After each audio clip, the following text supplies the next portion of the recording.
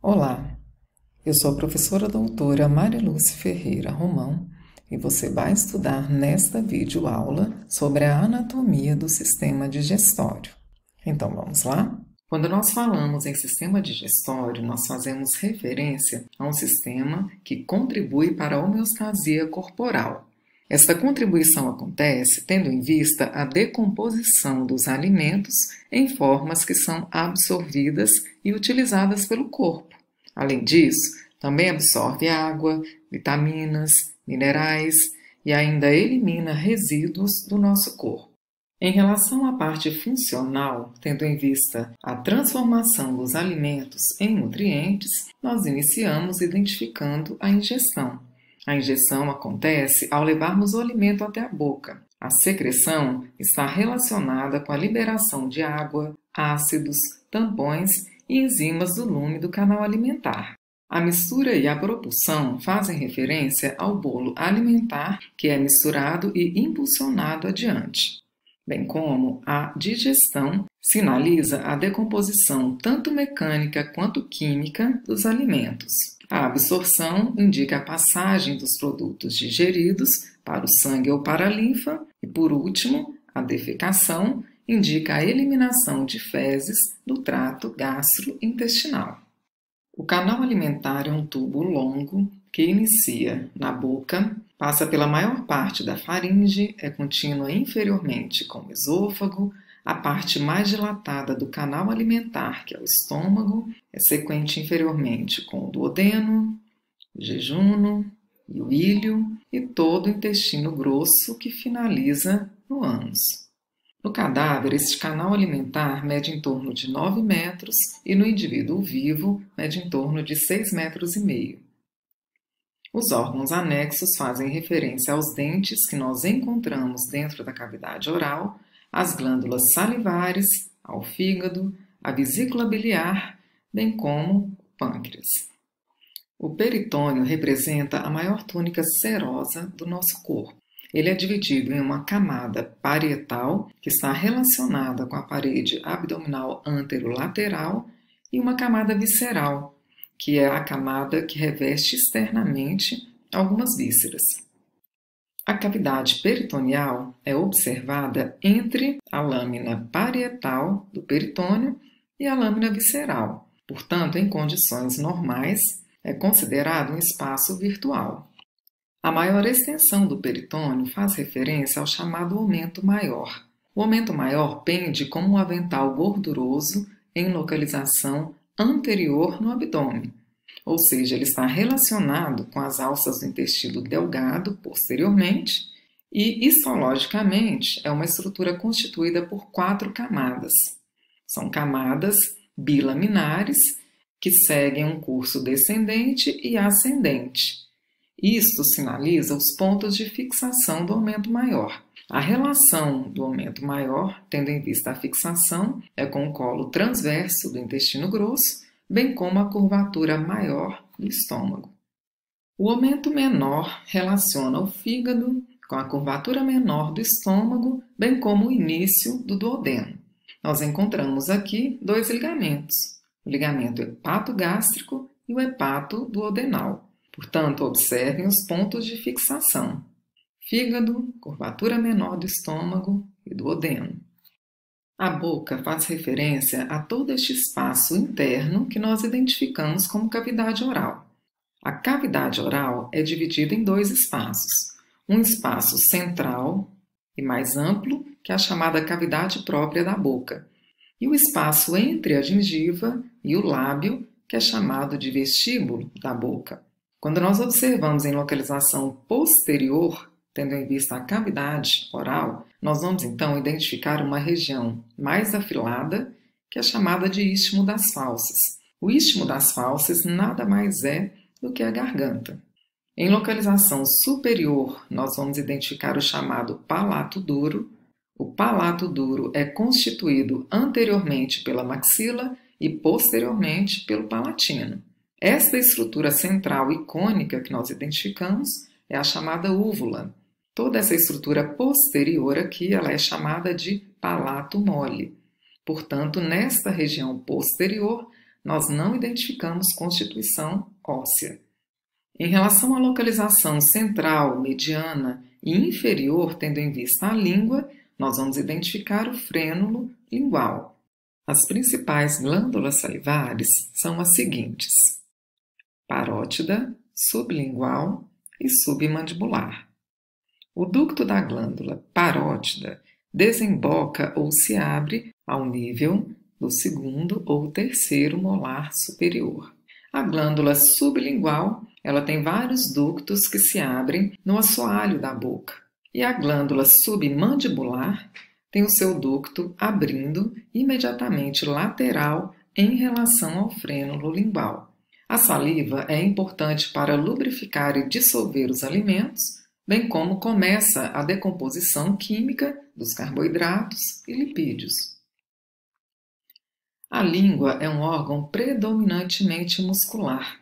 Ela forma o assoalho da cavidade bucal e está relacionada com a gustação, a vocalização e uma pseudofunção afetiva. Em uma vista superior, nós vamos identificar as regiões da língua. A região posterior é a raiz, a maior extensão é o corpo e a região anterior e mais afilada é o ápice. Ao longo do corpo, nós observamos um sulco, que é o chamado sulco mediano, bem como delimitando o corpo e o início da raiz, nós identificamos o sulco terminal. Na raiz da língua, nós identificamos um tipo de tecido linfóide, que também pode ser chamado de tonsila lingual. Imediatamente anterior ao sulco terminal, nós identificamos as papilas valadas ou circunvaladas, bem como nas laterais, as papilas foliadas, dispersas entre as papilas filiformes, que constituem o maior número observado, nós então identificamos umas elevações, que são as papilas fundiformes. Portanto, a correlação das papilas com a gustação, exceto as papilas filiformes, as demais possuem botões gustatórios. As papilas filiformes estão mais relacionadas com a percepção tátil. Os dentes representam órgãos mineralizados que estão localizados nos alvéolos dos processos alveolares da maxila e da mandíbula. Nós observamos uma parte visível do dente, que é denominada coroa, uma região mais constrita, que é chamada de colo, e esta região que fica engastada nos processos alveolares, que é a raiz. O cemento é responsável por ancorar a dentina ao periodonto, bem como o periodonto, além de fixar o dente, é importante para a absorção de impactos. A dentição decídua ou primária é constituída por 20 dentes, bem como a dentição permanente é constituída por 32 dentes. A faringe representa um tubo funicular que se estende dos coânos até o esôfago, bem como correlaciona uma extensão também posterior em relação à laringe. Pela faringe, nós observamos a condução de ar para a laringe, bem como de alimento para o esôfago, além de secreções da cavidade nasal também para o esôfago. Nós observamos 3 regiões na faringe. A primeira região está imediatamente posterior à cavidade nasal, portanto, nós identificamos como nasofaringe.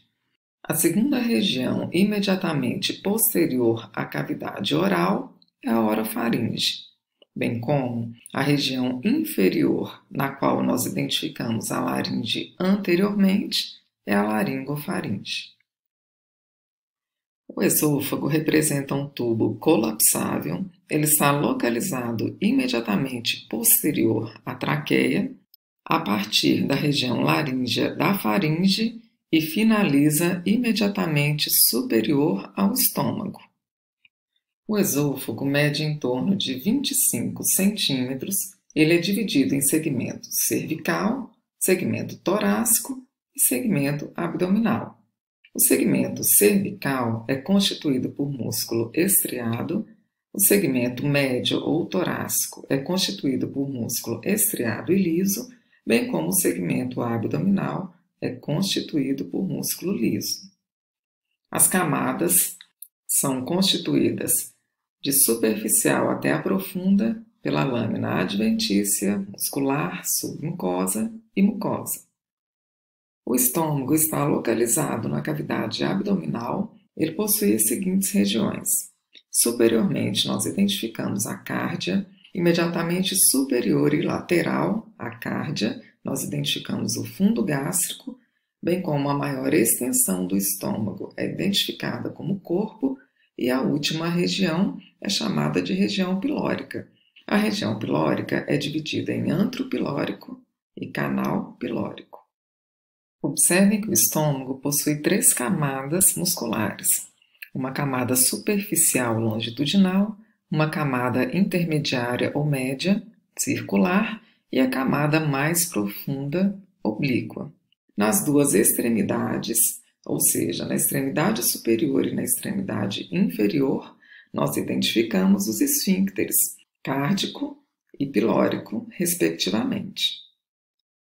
Em aspectos gerais, o estômago atua como um reservatório para o alimento antes da sua liberação para o duodeno, além de misturar a saliva ao alimento e ao suco gástrico para formar o quimo. Nesta figura, nós observamos alguns tipos de estômago. Nesta primeira identificação, nós evidenciamos um estômago hipertônico, ou seja, um estômago que apresenta uma maior atividade elétrica, tendo em vista o seu tônus. Nessa segunda observação, nós identificamos um estômago ortotônico.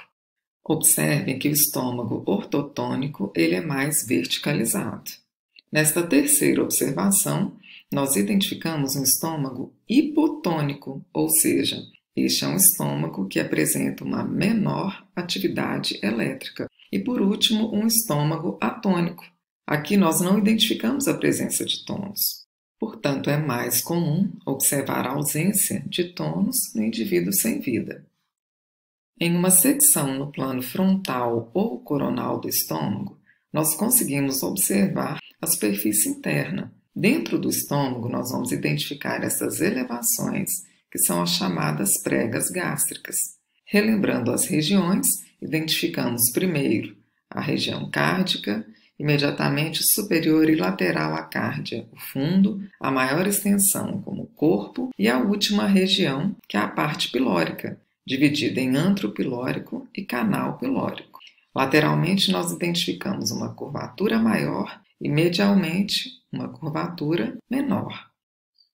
O intestino delgado é responsável por completar a digestão dos carboidratos, das proteínas e dos lipídios, bem como pela maior parte da absorção. O intestino delgado é dividido na primeira região e superior, que é o duodeno. O duodeno mede em torno de 25 centímetros. O jejunum, ele mede em torno de 1 metro ou aproximadamente 1 metro. E o íleo, que desemboca no intestino grosso, mais precisamente no seco, mede em torno de 2 metros. Iniciando no duodeno até a região média do íleo, nós identificamos as chamadas pregas circulares, que são essas elevações um pouco mais destacadas. Estas pregas circulares estão relacionadas com uma maior área de absorção e peristalse. O intestino grosso mede aproximadamente 1,5 metro. É nesta região que nós identificamos a ocorrência de uma maior mistura austral, tendo em vista estes compartimentos que interferem na cadência da impulsão do quimo. Anatomicamente, nós identificamos o seco como a região inicial do intestino grosso. Tendo em vista o seco, nós observamos em projeção póstero-medial o chamado apêndice vermiforme. Em sentido superior, nós identificamos o colo ascendente, bem como a flexura direita, o colo transverso, a flexura esquerda, o colo descendente, o colo sigmoide e o colo reto. Nos 3-4 centímetros finais do canal alimentar, nós identificamos o canal anal. E, por fim, a abertura para o meio externo faz referência ao ânus. Observem que ao longo do colo ascendente, do colo transverso, do colo descendente, nós identificamos as chamadas tenas do colo, bem como os chamados apêndices omentais, que fazem referência a pequenas bolsas de peritônio visceral cheias de gordura. O fígado é considerado o segundo maior órgão do corpo humano. Ele é responsável por grande parte do metabolismo, envolvendo macronutrientes, fármacos, etc. Nós identificamos o pâncreas intimamente relacionado com o duodeno, tendo em vista a cabeça, o colo, a maior extensão que é o corpo e a cauda. Os aspectos funcionais do pâncreas incluem funções endócrinas e exócrinas. As funções exócrinas estão relacionadas com o suco pancreático e, portanto, com a função digestória. A função endócrina está relacionada com os hormônios. Quando nós identificamos em uma vista anterior o lobo direito do fígado, bem como o lobo esquerdo, entre os dois lobos nós destacamos a projeção do chamado ligamento falciforme. Em região superior, nós identificamos os ligamentos coronários e nas extremidades os ligamentos triangulares. Na região inferior do ligamento falciforme, nós vamos identificar o ligamento redondo, que é um ligamento remanescente da veia umbilical do feto. E observem que o ligamento falciforme, embora macroscopicamente pareça sequente com o ligamento redondo, o ligamento falciforme é uma extensão de peritônio. Portanto, não se trata da mesma relação histológica ou estrutural, tendo em vista o ligamento falciforme e o ligamento redondo. Observando o lobo direito do fígado e o lobo esquerdo, para cada um deles nós vamos identificar um ducto hepático específico, o ducto hepático direito e o ducto hepático esquerdo. Os dois ductos confluem, ou seja, eles se unem, formando um ducto hepático comum. Observem que esta é a vesícula biliar e ela possui um ducto próprio, o ducto cístico. Portanto, o ducto cístico, unido ao ducto hepático comum, forma o ducto colédoco. O ducto colédoco segue em sentido descendente e se une ao chamado ducto pancreático principal. A junção do ducto colédoco com o ducto pancreático principal forma a chamada ampola hepatopancreática. Observem que a ampola hepatopancreática desemboca na papila maior do duodeno, de maneira que o ducto pancreático acessório desemboca na papila menor do duodeno. Em uma vista anterior, nós observamos de forma destacada o lobo direito do fígado, o lobo esquerdo menor, o ligamento falciforme entre os dois lobos e o ligamento redondo. Nesta projeção inferior, nós observamos parte da vesícula biliar, que é melhor observada nesta vista visceral. Então, nesta vista posterior ou visceral, além do lobo direito e do lobo esquerdo, nós vamos identificar dois lobos centrais, o lobo superior, que é o lobo caudado, e o lobo inferior, que é o lobo quadrado, bem como esta região central, que é a porta hepática. Nesta região, nós vamos identificar a veia porta, o ducto colédoco e a artéria hepática própria. Bons estudos e até a próxima!